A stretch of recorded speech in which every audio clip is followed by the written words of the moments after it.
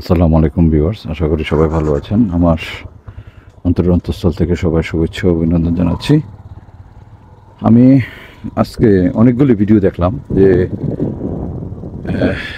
Milestone school and কলেজের যে video, বিব্রতকর অবস্থার যে ভিডিওগুলি আমি দেখেছি, আমার চোখের জল আমি ধরে রাখতে পারি নাই। এতটা কষ্ট হয়েছে স্কুলের এই ভিডিওটা দেখার পর। তো এটা একটা স্কুল,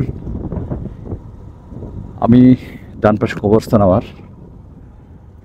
তোরা কেমনে পারলি 20 টাকার পানি 600 টাকা বিক্রি করতে? এই জানোয়ারের দল, তোরা কিভাবে পারলি? মানুষ মারা যাচ্ছে, মরে যাচ্ছে, আর তোরা জানোয়ার, মানুষ রাপে জানোয়ার। তোরা কি পারলি না মানুষকে একটু বিনা টাকায় পানি সার্ভ করতে?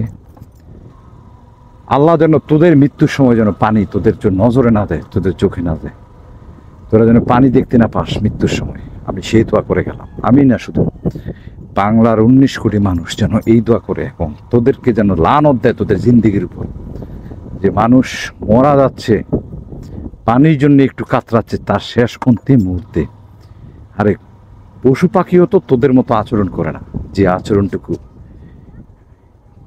আমরা হাত পা মতো মানুষ হয়ে মানুষের মতো দেখতে, কিন্তু মানুষ রূপী জানোয়ার হয়ে গেছে আমরা। তো কি বলবো, বলার কিছু নেই। এই যে সুনামগঞ্জে এত বড় একটা সিডর হলো, এত বড় একটা বন্যা হলো, মানুষ মানুষকে হেল্প করার জন্য আসছে, অথচ সিলেট এই যে আপনার মহাজনপট্টি চিরা আর মুড়ির দাম বাড়িয়ে দিয়েছে। তারা কি মানুষ? আল্লাহ যেন তাদেরকে মৃত্যুর সময় পানি না দেয় মুখের মধ্যে, তারা যেন মৃত্যুর সময় পানি না পায় মুখের মধ্যে পানি দেওয়ার জন্য, যারা এই কাজ করছে।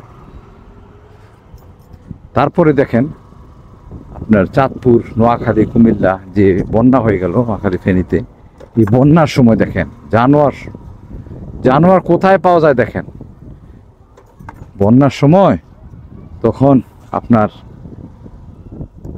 ভেলার দাম, নৌকার দাম, একটা ভেলা যেটা কলা গাছ দিয়ে বানানো হয়েছে সেটাও দাম বাড়িয়ে দিয়েছে। তো এই যে কাজগুলি আমরা করতেছি, মাটির নিচে তো আমরা থাকবো, আমরা তো শুধু এমপি মন্ত্রীদের বদদোয়া দিচ্ছি যে তারা দুর্নীতি করে, এই করে সেই করে।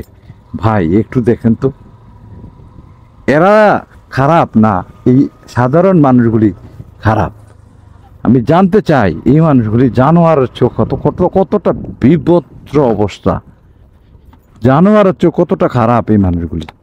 যে দেখেন এই মানুষগুলি মানুষকে বিপদের সময় একটু পানি, মারা যাচ্ছে রে ভাই, এই মারা যাচ্ছে, মানুষটা মারা যাচ্ছে, এই মানুষটা এই পৃথিবীতে এই ধরনের তার কোনো দিন আসবে না, অথচ এই মানুষটাকে একটু পানির ব্যবস্থা করে দেওয়া হয়নি, পানি দেয় নাই, খাওয়ার জন্য একটু পানি দেয় নাই, যেন পানি খেতে না পায়। কতটা মানে এই নির্মম এবং কতটা জানোয়ার হইলে এই কাজগুলি করতে পারে মানুষ।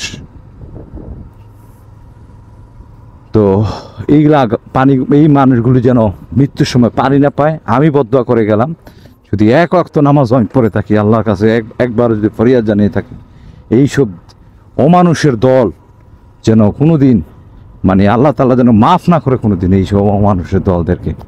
এই দোয়াটা আমি করে গেলাম। মানুষ অত বড় হিংস্র কীভাবে হয় মানুষ? আমি বিভিন্ন সময় ভিডিও বানিয়ে থাকি। এই যে রিক্সাওয়ালা, আমিও গত পরশু দিনের একটা ঘটনা, পরশু দিনের না 3-4 দিন আগের একটা ঘটনা। রিক্সাওয়ালা দেখেন, সিএনজিওয়ালা 1 কিলোমিটার রাস্তা হবে না আপনার, 1-1.5 কিলোমিটার হবে আপনার হুমায়ুন রশিদ চত্বর থেকে আপনার কাঁচা বাজার পয়েন্ট, যেটা হচ্ছে সোবানীঘাট কাঁচা বাজার পয়েন্ট। আশা করি শুনে থাকলে সবাই চিনবেন। এই রাস্তাটা ছোট্ট একটু রাস্তা, এই রাস্তাটা যাওয়ার জন্য সে 400 টাকা ভাড়া চাইল, এবং মুরুব্বিকে ঘুরে টুরে না আবার কদমতলি নামাই দিয়ে বলতেছে এখানেই শেষ, এখানেই নামেন। কত বড় মানে জানোয়ার হইলে এই কাজগুলা মানুষ করতে পারে? রাস্তাঘাটে যারা সিএনজি এবং রিক্সা চালায়, সব জায়গায় খারাপ তা কিন্তু না। তো ছোট ছোট বাচ্চাগুলি জীবন দিয়ে তার প্রমাণ দিতে হলো, এবং এই ছোট ছোট বাচ্চাগুলি তার জীবন দিয়ে তার মানে এর যে একটা বিনিময় করতে হলো। এই যদি প্লেনটা যদি আজকে ভালো করে চেক করা হতো এবং চেক করে যদি এই দেশের দুর্নীতিকে মুক্ত নির্মূল করা যেত এবং সঠিকভাবে সঠিক কাজটা হতো, তাহলে কিন্তু আজকে আর এই ঘটনাটা ঘটে না। তো এইখানে যে ঘটনাটা ঘটলো, আমি মনে করি যারা বিমান কর্তৃপক্ষ না আছেন তারা কোনোদিনও কোনো কিছু চেক করে না, 2 দিন পর পর একটা ঘটনা ঘটে। এটার উপরে যথেষ্ট ভূমিকা রাখা উচিত এবং প্রত্যেকটা জিনিসের উপরে যথেষ্ট পরিমাণে নজরদারি থাকা উচিত। কিন্তু এখন আমি দেখতেছি এমন একটা অবস্থা যে কোনো মানে কি নজরদারি নেই, খেয়াল খুশি যে যার মতো খেয়াল খুশির মতো চলাফেরা করতেছে, যে যার মতো দেশটাকে পরিচালনা করতেছে। মানুষ মারা গেছে কতজন আর বলতেছে কতজন, এখন অ্যাটেন্ডেন্স দেখে এটাতে প্রকাশ করবে তারও কোনো ব্যবস্থা নেই। কারণ হচ্ছে তারা আপনার ক্যামেরা নিয়ে গেছে, ক্যামেরার যে আপনার সেট আপ বক্স আছে, যেটা হার্ড ডিস্কটা আছে, হার্ড ডিস্কটা তারা নিয়ে গেছে। কারা নিয়ে গেছে বুঝতেছেন তো, কারা নিয়ে গেছে? আর এটা প্রত্যেকটা প্লেনের ভিতরে একটা বক্স থাকে যে প্লেনটা ক্র্যাশ হলো, কী জন্য ক্র্যাশ হলো, এটার বিষয়ে লাস্ট কথা থেকে শুরু করে সকল কিছু এখানে সার্ভারের সেট আপ থাকে। এই কথাগুলোও তারা নিয়ে নিয়েছে এবং এই বক্সটাও তারা গোপন করে রাখছে, প্রকাশ করতেছে না জনগণের সামনে, এবং বলতেছে 20 জন 22 জন মারা গিয়েছে। তো আমরা সঠিক তথ্যটা চাচ্ছি, সঠিক তথ্যটা যেন উন্মোচিত হয় এবং এই সঠিক তথ্যটা যেন প্রকাশ পায়। আমরা এই জিনিসটা জানতে চাই, জাতি জানতে চায়, এটা তার নৈতিক অধিকার। আপনি একজন কর্মচারী হয়ে আপনি পারেন না জাতির কাছ থেকে এই জিনিসটাকে গোপন রাখতে। তো আমরা আশা করি জাতির কাছে কেউ নিজেকে বিব্রতকর অবস্থায় উপস্থিত করবেন না, যার ফলে জাতি তাকে অপরাধীর চোখে দেখে। আমি চাইব কেউ অপরাধ হওয়ার কী দরকার, আপনি আপনার অবস্থান থেকে এটা প্রকাশ করে দিন এবং মানুষ জানুক, জনগণ জানার অধিকার রয়েছে তার, এটা জানা তার নৈতিক অধিকার, দায়িত্ব, এটা তার পাওনা, তার পাওনাটা তাকে বুঝে দিন। পাওনাটা বরখেলাপ করবেন না প্লিজ। কারণ হচ্ছে মানুষ মানুষের মতো বাঁচতে হবে, মানুষ মানুষের মতো বাঁচাটাই হচ্ছে সবচেয়ে উত্তম। আপনি কারো অধিকার নষ্ট করতে পারেন না, কারো হক নষ্ট করতে পারেন না। মানুষ তার সন্তানকে তো সে হারিয়েছে এবং যে হারিয়েছে সে বুঝতেছে যে তার কি হারিয়েছে। আমি কথা বলতে পারতেছি না, আমার চোখ দিয়ে পানি চলে আসতেছে। আর তার স্পটে তার দুইটা সন্তান একসাথে হারিয়েছে, ও একদম মানে মানে জীবনটা ধ্বংস হয়ে যাওয়ার মতো অবস্থা, মানে চোখ দিয়ে এমন অবস্থা, মানুষ স্ট্রোক করে মারা যাওয়ার মতো, মানে এতটা বেদনা ব্যতীত মানুষ। এইরকম পরিস্থিতিতে যদি আপনারা মানুষকে মৃত্যু নিয়ে রাজনীতি করেন এবং মৃত্যু জিনিসটাও লুকিয়ে ফেলেন, তাহলে আপনাদের মতো ভয়াবহ খারাপ মানুষ এই পৃথিবীর বুকে ধরণীতে আর আসবে কিনা আমি জানি না। আমরা তো শুধু নমরুদ ফেরাউন দেখেছি।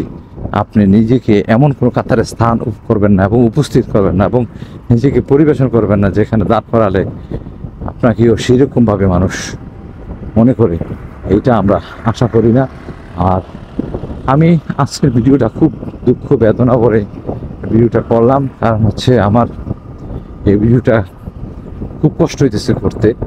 কারণ এত বড় একটা দুর্ঘটনা, এত ছোট ছোট বাচ্চা মানুষ যারা জীবনটাকে এখন দেখতে শিখিনি, বুঝতে শিখিনি, জীবনটাকে দু চোখ করে দেখেনি, ঠিক আছে, স্কুল কলেজে শুধু গিয়েছে, আনন্দের ফুল ফুটিয়েছে, যাদের দেখলে ফেরেশতা খেলে, যাদের দেখলে হৃদয় খেলে ওঠে, যাদের দেখলে মন ভারাক্রান্ত হয়ে যায়, আনন্দে ভেসে যায়, যাদের দেখলে বাগানের ফুলের মতো মনে হয় যে বাগানের ফুলগুলি ফুটে উঠেছে এবং ফুটে আছে। এই সব মানুষ বাচ্চাদেরকে কিভাবে তারা এক পলকে ধ্বংস করে দিল তার একটি ভুলের কারণে। অনেকে বলে না যে বাতি থাকতে বাতি নিভে যায়, তেল থাকতে বাতি নিভে যায়। গ্রামে মানুষ বলতো আগে যে তেল থাকতেও বাতি নিভে যায়। এটা হ্যাঁ, হায়াত মত আল্লাহর কাছে, আল্লাহ জানেন ভালো, দেখা মৃত্যু হবে। তারপরেও সচেতনতা একটা বিষয় আছে এবং এটা কিন্তু বলে দিয়েছে, ইসলামও বলে দিয়েছে সচেতনতা অবলম্বন করার জন্য। তো আমরা এরকম কোনো ঘটনার পুনরাবৃত্তি চাচ্ছি না। আমরা চাচ্ছি দেশটা সচেতন হোক। এই যে রাস্তা ভাঙচুর দেখতেছেন, এই ভাঙচুরের মধ্য দিয়েও কিন্তু মানুষ আহত নিহত অসুস্থ হয়, এবং এইসব ভাঙাচোরা রাত্রেবেলা দেখা যায় না, মানুষ অ্যাক্সিডেন্ট করে গাড়ি নষ্ট হয়ে পড়ে থাকে। আমি এই পথটাতে প্রায় যাতায়াত করি, দেখি মানুষগুলি কীভাবে আঘাত পেয়ে তার গাড়ির অ্যাক্সেল ভেঙে যায়, সে অসুস্থ হয়ে যায়। এবং রাত্রিবেলা যখন একটা গাড়ি এখানে অ্যাক্সিডেন্ট হয়, তখন কিন্তু কত সুন্দর ট্রেন যাচ্ছে আমার পাশে, ট্রেনগুলা খুব সুন্দরভাবে যাচ্ছে, এবং এরকম যাত্রাপথে ট্রেন পাশে দেখলেও কিন্তু একটা ভালো লাগে। তো এইরকম দুর্ঘটনার শিকার মানুষ হয়ে থাকে এই রাস্তায়, এবং এই রাস্তাগুলোতেও দুর্নীতির কোনো শেষ নেই। আমি চাইবো এরকম দুর্নীতি নির্মূল হোক, আমার এই সোনার বাংলাদেশ থেকে দুর্নীতির অবসান হোক। একটা দুর্নীতি আর একটা দুর্নীতিকে জন্ম দেয়, একটা পাপ আর একটা পাপকে জন্ম দেয়। আমরা সেরকম কিছু চাই না যে একটা পাপ যেন আর একটা পাপকে জন্ম না দেয়, আমরা সেটা চাই। হ্যাঁ, সেই রকম অবস্থার মধ্য দিয়ে যেন আমাদের অতিবাহিত করতে না হয়, আমরা যেন সবাই সুন্দরভাবে সুশৃঙ্খলভাবে জীবনযাপন করতে পারি। আমাদের বেঁচে থাকাটা যেন হয় আনন্দের, এবং আমাদের ভবিষ্যৎ প্রজন্মের যেন জীবিকা নির্বাহটা হয় আনন্দের। আমাদেরকে গালি দিয়ে যেন না বলে যে এরকম একটা ভবিষ্যৎ উপস্থিত করে গেল আমাদের পূর্বসূরীরা, উত্তরসূরীরা, যাদের কারণে আজ আমরা এতটুকু কষ্টের মধ্যে জীবিকা নির্বাহ করছি। এবং এই দেশ থেকে কিন্তু অনেকে চলে যাচ্ছে, কারণ এই দেশে কেউ সিকিউর না। কেউ যখন সিকিউর না, তখন এই দেশে থেকে আর কি হবে। ভালো থাকবেন, সুস্থ থাকবেন। সকলের প্রতি সম্মান, শ্রদ্ধা ও ভালোবাসা রেখে আজকের জন্য এখানে বিদায় নিচ্ছি। আমার পেজটা এবং ইউটিউব চ্যানেলটা ফলো করে সঙ্গে থাকবেন। আসসালামু আলাইকুম।